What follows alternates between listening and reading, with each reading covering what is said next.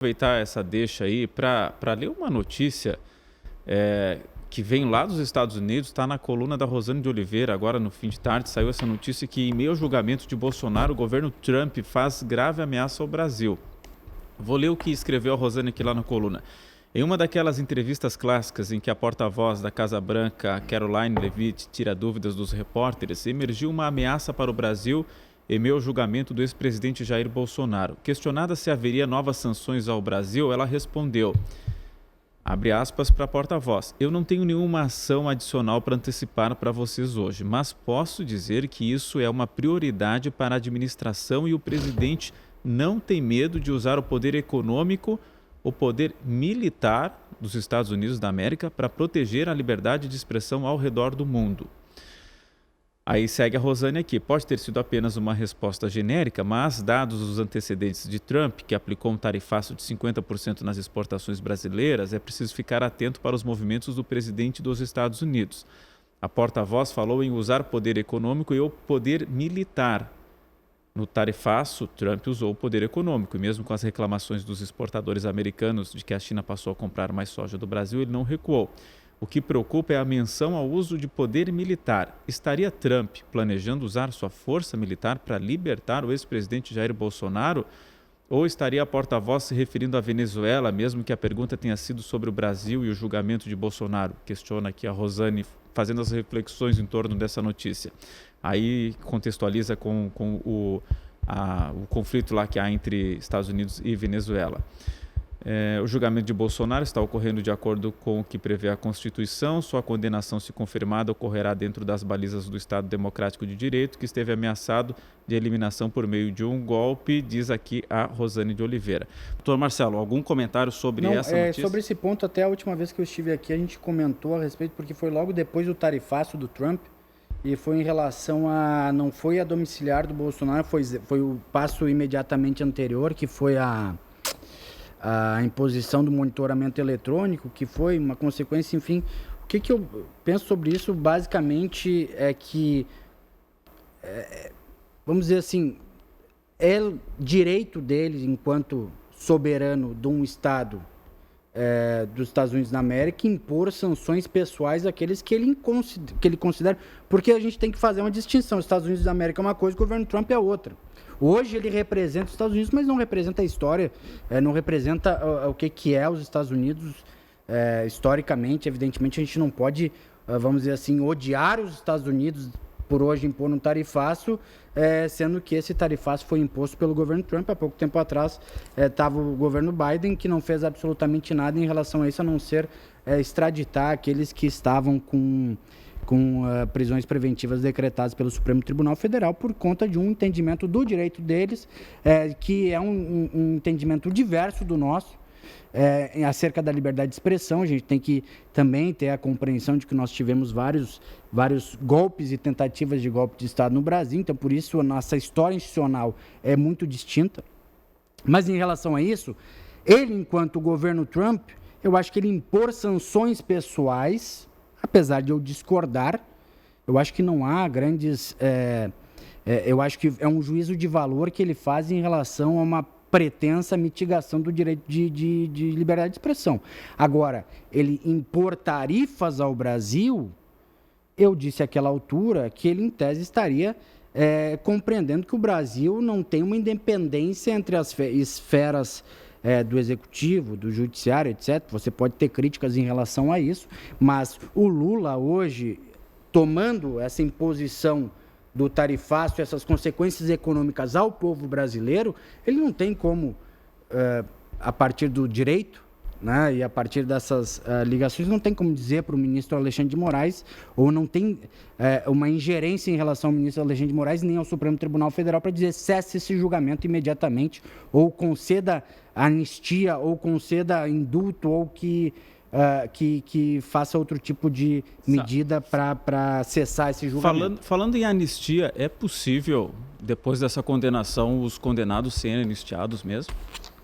Eu acho que nessa circunstância que o Dr. Marcelo estava falando a respeito das sanções do Trump, exatamente como ele falou, podemos não concordar, e para vocês verem, numa comunidade internacional, e eu estava agora na Europa nos últimos 15 dias, na comunidade internacional, como nós temos que sair aqui um pouco da aldeia e ver, a aldeia eu digo não o Rio Grande do Sul só, o Brasil, e ver o que está acontecendo lá fora.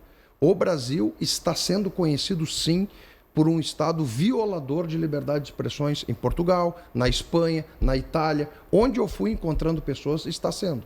Os bancos, tem um amigo meu que é um grande diretor de um banco na Suíça se sabe isso.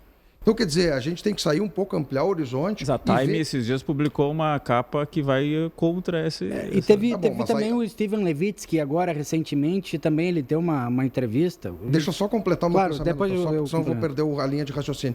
Então, aplicar uma lei magnetística a uma pessoa é uma coisa muito grave. Então, o que os Estados Unidos está fazendo, vocês podem concordar, a pessoa pode concordar ou não, acho que o Dr. Marcelo foi bem sensato na observação dele, pode-se concordar ou não, mas é uma imposição a um país que está tendo certas atitudes que internacionalmente são reconhecidas como violadoras de direito à liberdade de expressão e outras coisas. Eu acho muito perigoso o jeito que o Brasil trilhou. Eu tenho muita saudade, doutor Marcelo, o senhor é mais novo que eu, talvez não tenha pego esse tempo, eu tenho muita saudade de uma corte constitucional com Ellen Grace, com Maurício Correia, com o nosso Paulo Brossard, com o ministro Galotti. Eu tenho muita saudade desse tempo. Tenho muita saudade daqueles tempos que os ministros eram ministros de alto conhecimento jurídico e, sobretudo, ministros totalmente imparciais. Eu tenho saudade desse tempo. Quanto à pergunta, Léo, da anistia hoje a gente não sabe o que acontece, porque tudo passa pelo Supremo. Mas é possível juridicamente, se o Supremo determinar a condenação, a passar uma anistia no Congresso, isso se sobrepõe à decisão do Judiciário? Você veja que hoje a nossa situação jurídica está tão difícil de explicar que em outros tempos a gente poderia responder à luz da lei, da jurisprudência do próprio Supremo, da Constituição Federal. Hoje eu não sei lhe responder pelo seguinte, porque poderá um PL da anistia ou ser aprovada a anistia e chegar algum partido desses no Supremo Tribunal Federal com uma ADIM dizendo que o projeto aprovado, né, já não um projeto, mas a anistia aprovada é inconstitucional e o Supremo mesmo declarar inconstitucional.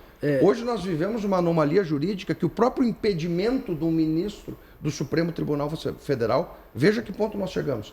Um impedimento do ministro do Supremo Tribunal Federal, ele é válido, legal e constitucional. O que se pede ali, que se paute o impeachment, por exemplo, tem outros vários ministros ali com pedidos, né? O líder é o Alexandre de Moraes, mas o próprio impedimento do ministro é constitucional. É os sistemas de freios e contrapesos da Constituição Federal. Hoje, eu diria que um impeachment do ministro Alexandre ou de qualquer outro não sai.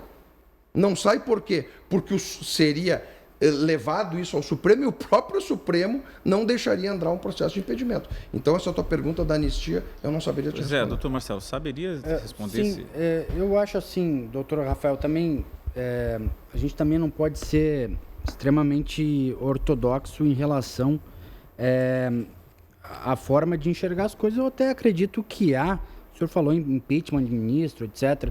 Não que eu concorde, mas por conta das decisões, mas é possível sim rever num futuro. Eu só estou dizendo que existe a previsão. Não, sim. É possível rever uma outra forma de, enfim, estipulação de mandato, etc. Várias alas da comunidade jurídica já, dos ambos campos ideológicos, sustentam uma possibilidade, por exemplo, de mandato, né?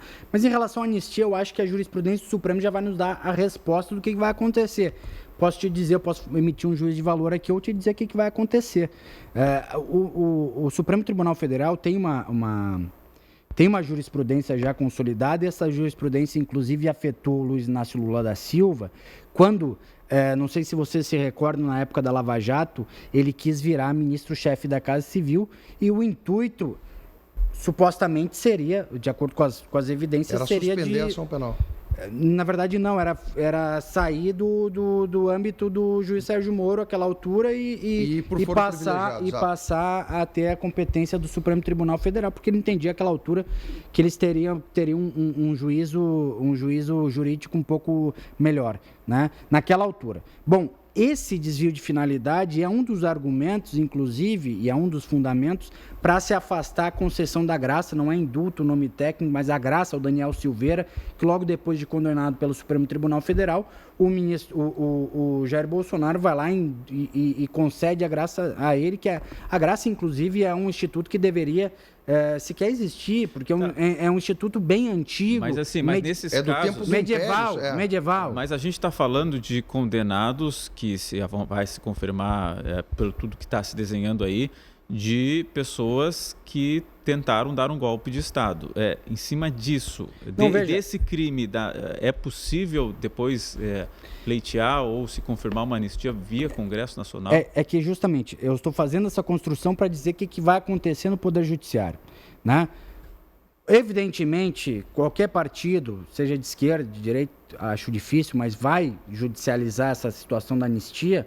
E aí sim, não sei como é que vão ser os diálogos institucionais em relação ao que vai de fato ocorrer, mas com certeza, chegando na Suprema Corte, em se aplicando a jurisprudência do desvio de finalidade, o que é o desvio de finalidade? Em que pese esteja lá na Constituição, o objetivo fulcral do Instituto fere, por exemplo, o artigo 37 da Constituição, que seria a impessoalidade, um dos fundamentos, um dos princípios, né? Então, acho que a anistia seria considerada inconstitucional à base dessa jurisprudência da Suprema Corte, que atingiu não só lá atrás o Lula, quando quis ser ministro-chefe da Casa Civil, quando atingiu o Ramagem, quando, se eu não me engano, ele foi alçado à condição de diretor da PF, só tem um detalhe, e doutor, o Daniel Silveira. Só tem um detalhe. Esse PL da anistia está se discutindo antes do julgamento de Bolsonaro e antes de Bolsonaro. Não está se discutindo para político. Na época, era Luiz Inácio Lula da Silva só. Agora, o que está se discutindo nesse PL da anistia nem é em relação muito a Bolsonaro e a esses que estão sendo julgados hoje. É em relação ao pessoal do 8 de janeiro. Bom, existe essa... Que são 800 mas veja bem, o que pode acabar passando no Congresso é uma anistia para todos, né? Então, não, mas tecnicamente, se você for... Vamos dialogar em relação a isso também. Bom, se for para o pessoal do 8 de janeiro, porque nós discordamos do quantum de pena, existe já um instituto dentro do procedimento mesmo, que é a revisão criminal, que poderia ser atribuída caso o Supremo... porque muito se fala que dentro desses diálogos institucionais, o Supremo... isso são questões que vão para a seara política, que é difícil a gente não entrar nisso, mas existem comentários políticos, etc., que essa anistia seria destinada ao 8/1 e isso o Supremo, em tese, abarcaria, e não para esse pessoal do núcleo central. Salvo engano, em algum veículo midiático, eu li isso.